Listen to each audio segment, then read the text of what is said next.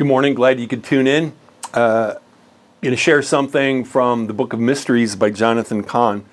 But first, have you ever done this routine?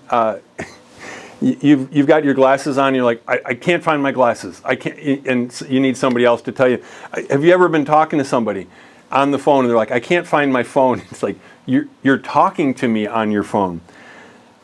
I think in the spiritual realm, there are things that are just like that are so obvious that are right there, and yet somehow we don't see them. So sometimes we miss Jesus. So Jonathan Cahn talks about this paradox. He said, what is Yom Kippur with no Kippur? What's the Day of Atonement with no atonement of the day? That would just be a day, I suppose, right? But that's quite a mystery if you catch what I'm about to share.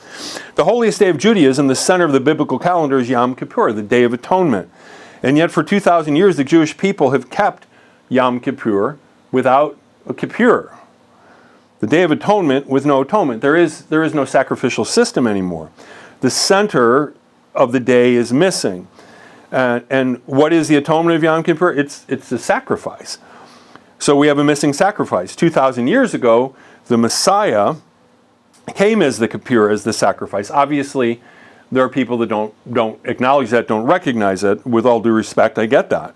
But it's interesting that the Day of Atonement has gone on without any atonement. But may I suggest to you, whether you're a Jewish friend of mine or Christian friend, that the atonement was made. And that's, I believe, why God allowed the sacrificial system to stop, because the ultimate sacrifice had already been made.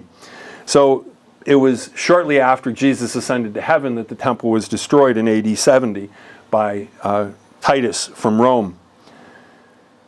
So, but if you were to look it's called the, I'll probably mispronounce it, but the Machzor.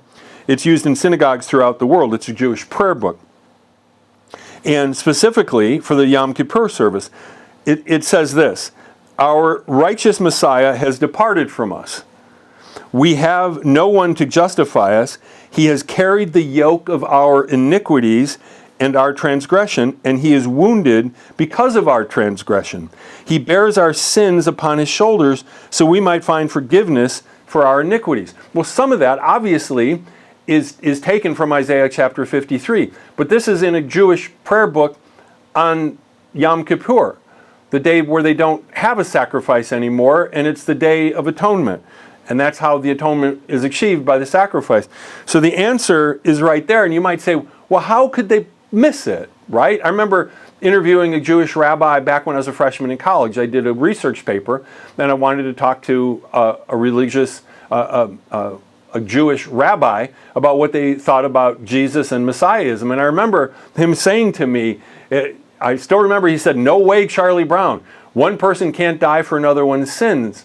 And I wasn't as assertive as I would be now. In retrospect, I wish I would have said, but what about the scapegoat? What about every animal that was ever sacrificed, that the sins were placed upon the animal? That's exactly what was happening. But I'm not faulting anybody else for not seeing things, because sometimes we all miss it, don't we? That Jesus is right there, and we miss our reason for being. Sometimes I forget, and I kind of think I'm living for myself, that God is the center of my existence, but sometimes I think I'm the center of my existence, even when the answer is right there in front of me. May you be as close to Jesus as you have ever been today, and may you recognize he's right there, and he has made the atoning sacrifice for you and for every person in the world.